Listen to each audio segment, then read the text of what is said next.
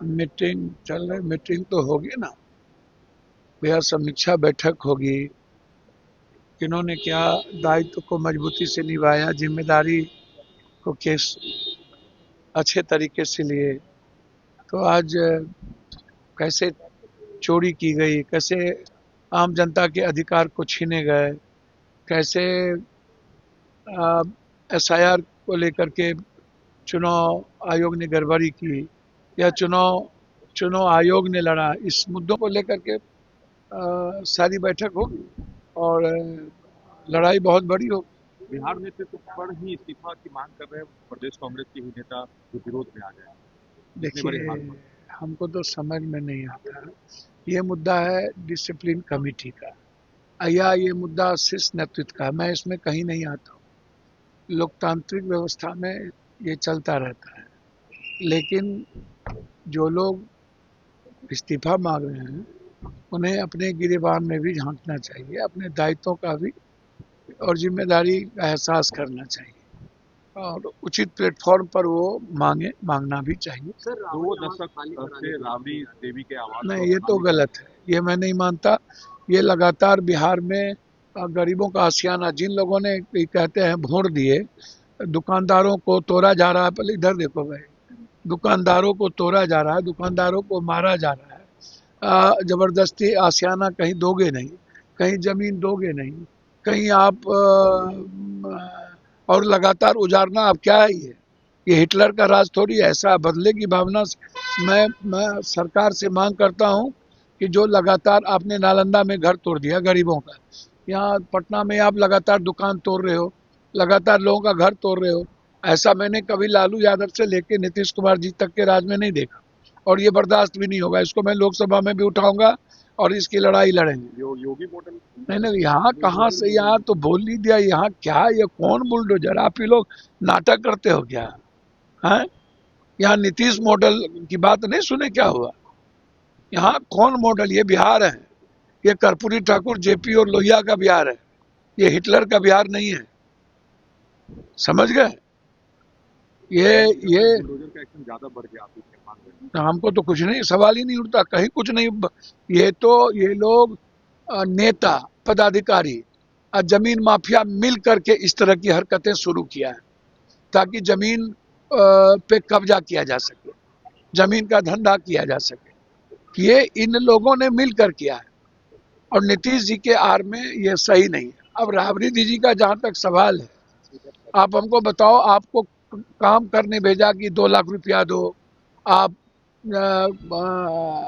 Factory लगाओ, आप भ्रष्टाचार खत्म करो, लगातार मर्डर हो रहा है, 12-12 गोली मार दिया गया एक आदमी को मधेपुरा में, तो लगातार मर्डर हो रहा है, उस पर बात नहीं करोगे? राबड़ी देवी जी एक्स सीएम रही है, और लालू यादव जी एक्स सीएम ने, दो एक्स सीएम, और Z plus security, Z Y threat, और विपक्ष के नेता।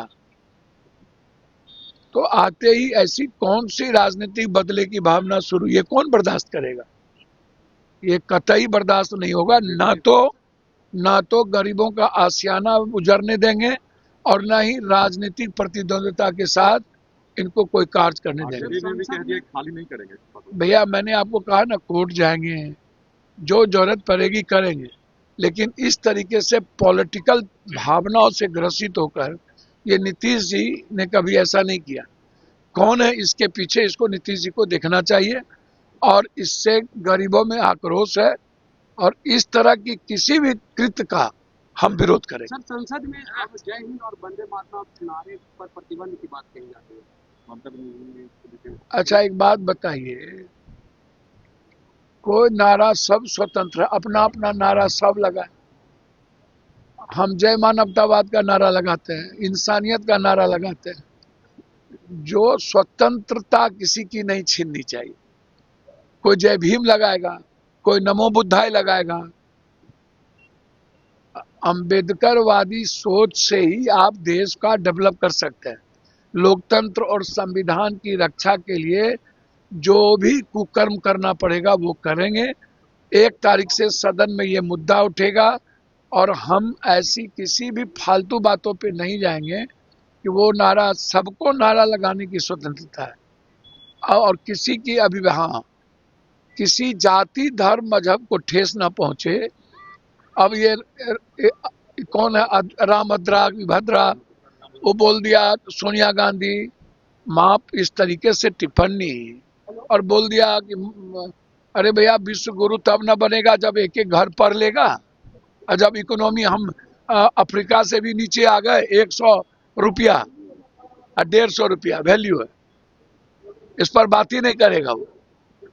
हमारी इकोनॉमी पर बात करो ना कि दुनिया में इकोनॉमी सस्टेन कैसे होगा। और एक आदमी बोल दिया आरक्षण खत्म करो, खत्म करिए, सब जात का एक दूसरे जात में शादी ब्याह शुरू करिए। हिंदू में जितना Dalit, ST, SC, EBC, OBC, upper caste, backward, forward सब खत्म करिए। और जिसकी जितनी जनसंख्या भागीदारी कर दीजिए। मंदिर, मस्जिद, गुरुद्वारे, चर्च से कोई देश तरक्की किया क्या? देश तरक्की किया इकोनॉमी से, तो इसीलिए वो सब नहीं चलेगा। बीएलओ की मौत पर भैया बीएलओ की मौत डेंजरस है, इस पर इंक्वायरी की जरूरत है।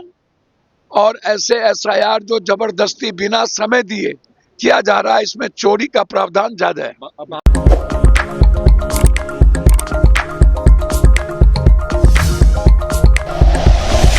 Like and share videos, subscribe करें हमारा चैनल और प्रेस करें बेल आइकॉन। News 11 भारत, सच है तो दिखेगा।